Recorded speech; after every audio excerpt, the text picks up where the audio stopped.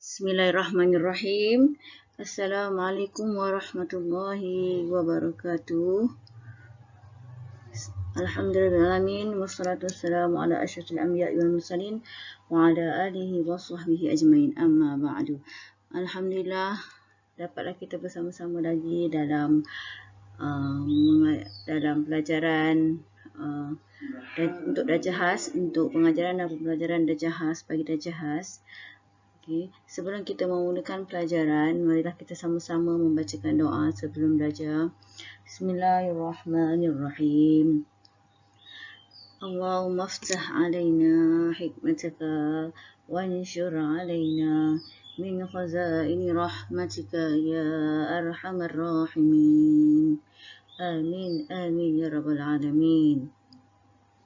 Baiklah anak-anak yang saya hormati sekalian, sebelum saya meneruskan pelajaran saya, iaitu Al-Hadis, pelajaran yang keempat, ilmu mustalah Al-Hadis, anak-anak boleh lihat muka surat 13 ya. 13, 14, 15, 16, 17. Kita ketahui dulu objektif kita pada hari ini, iaitu di akhir pelajaran murid-murid dapat menerangkan pengertian hadis dari segi bahasa dan istilah. Yang kedua, menjelaskan pengertian as-sunnah dari segi bahasa dan istilah. Dua kita belajar ni, hadis dan as-sunnah. Kemudian, tiga, menulis contoh-contoh hadis berpandukan perkataan, perbuatan dan takrir.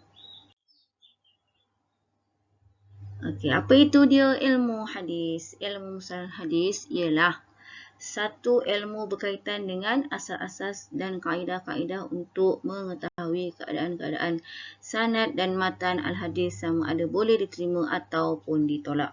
Pengertian al-hadis, ya anak-anak, pengertian al-hadis menurut bahasa. Perkataan al-hadis pada bahasa membawa banyak makna yang berbeza, iaitu ada 6 ya. Yang pertama yang baharu, yang kedua perhabaran, yang ketiga percakapan dan perbualan, keterangan melalui mimpi, cerita ataupun kisah. Al-hadis pada istilah ialah segala yang disandarkan kepada Nabi Muhammad SAW sama ada perkataan, perbuatan, perakuan atau sifat, iaitu perkataan, perbuatan, perakuan atau sifat disandarkan kepada Nabi Muhammad SAW. Kemudian oleh itu segala yang bersangkutan dengan Nabi Muhammad SAW, Rasulullah SAW, daripada aspek mana sekalipun, sama ada perkataan, perbuatan, kelakuan, perbuatan, perakuan, takrir atau penjelasan tentang sifat-sifat atau ciri-ciri fizikal baginda SAW, sama ada yang dapat mewujudkan hukum atau tidak, semua diistilahkan sebagai al-hadis. Okey, kita tengok lagi. Pengertian as-sunnah pula. Tadi al-hadis as-sunnah pula menurut bahasa perjalanan, haluan, peraturan dan tingkah laku dalam kehidupan. Jalan yang dilalui sama ada jalan itu terpuji ataupun tercela. Sesuatu perkara atau ibadah, satu perkara atau adat, satu perkara atau adat yang telah menjadi tradisi atau telah dibiasakan walaupun tidak baik. Sabda Rasulullah SAW, rawahu Muslim, sesungguhnya kamu akan mengikuti sunnah-sunnah perjalanan orang yang sebelum kamu, sejengkal demi sejengkal, sehasta demi sehasta, sehingga sekiranya mereka memasuki lubang dhab, kamu akan memasukinya juga. Itu as-sunnah. Kemudian sabda Rasulullah lagi, maksudnya sesiapa melakukan sesuatu sunnah, iaitu perjalanan, yang baik, maka baginya pahala dan pahala orang yang mengerjakannya sehingga hari kiamat. Dan sesiapa mengadakan sesuatu sunnah perjalanan yang tidak baik, maka atasnya dosa dan dosa orang yang mengerjakannya hingga hari kiamat. Dari kedua-dua al-hadis di atas, dua-dua hadis di atas jelaslah bahawa menurut bahasa, as-sunnah dapat diertikan sebagai perjalanan sama ada baik atau sebaliknya. Pada bahasa tadi apa? Dapat disimpulkan bahawa diertikan sebagai perjalanan sama ada baik atau sebaliknya. As-sunnah menurut istilah iaitu segala disandarkan kepada Nabi Muhammad SAW meliputi perkataan, perbuatan, takrir, sifat, kelakuan, sejarah hidup sama ada yang berlaku sebelum Nabi Muhammad SAW dibangkitkan menjadi Rasul atau sesudahnya. Mengikut takrif ini, pengertian as-sunnah adalah sama dengan pengertian al-hadis. Jadi as-sunnah dengan al-hadis, pengertian istilah ni sama. Kemudian contoh-contoh. Apa jua yang kita lakukan niatnya hendaklah ikhlas semata-mata kerana Allah SWT. Contoh hadis perkataan. Perkataan yang diwajibkan oleh baginda di dalam berbagai perkara seperti persoalan hukum, akhlak, pendidikan dan sebagainya. Innamal a'malu binniyat. Ni tadi ni. Sesungguhnya segala amalan itu berdasarkan niat. Niat kita ikhlas ke tak ikhlas. Kita belajar hari ni, belajar khas ni hari ni Sabtu, orang cuti, kita belajar ni ikhlas ke tak ikhlas. Mesti kita niatkan ikhlas kerana Allah Ta'ala, barulah amalan kita dikira ibadah. Hadis perbuatan baginda sebagai penjelasan terhadap peraturan syariah yang belum jelas cara pelaksanaannya seperti hadis berikut. Sallu kama ra'aitumuni usalli.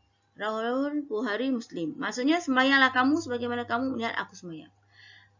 Cara pelaksanaan solat yang ditunjukkan oleh baginda SAW dan dilihat oleh para sahabat merupakan hadis perbuatan.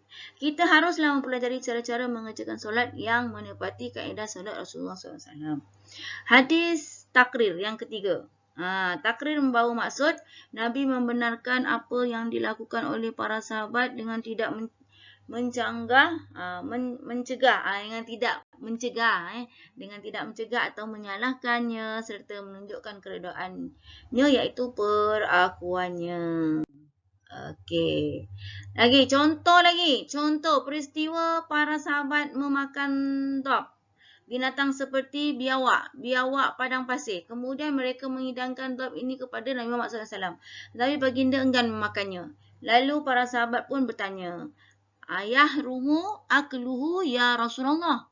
Faqala la walakinnahu laysa fi ardi qaumi fa'ajiduni a'afuhu. Maksudnya, adakah haram memakannya wahai Rasulullah?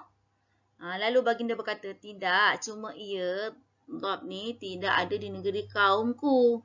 Oleh itu aku didapati aku tidak gemar akannya. Dia bukan tak boleh makan. Oleh kerana kat tempat Rasulullah tu tak ada, kaum dia tu tempat dia tak ada, kaum Nabi Muhammad SAW tak ada benda ni, jadi dia tak gemarkannya, bukannya dia tak boleh makan. Okey, kemudian rumusan yang kita dapat hari ini anak-anak, walaupun al-hadis dan as-sunnah berbeza dari segi sebutan tetapi dari segi makna sama. Kedua-duanya mempunyai maksud yang sama. Kan lain al-hadis tu, al-hadis kan alif lam ha dal yasa dan as-sunnah alif lam sin nun ta. Dia punya sebutannya lain tapi dari segi maknanya kedua-duanya mempunyai maksud yang sama.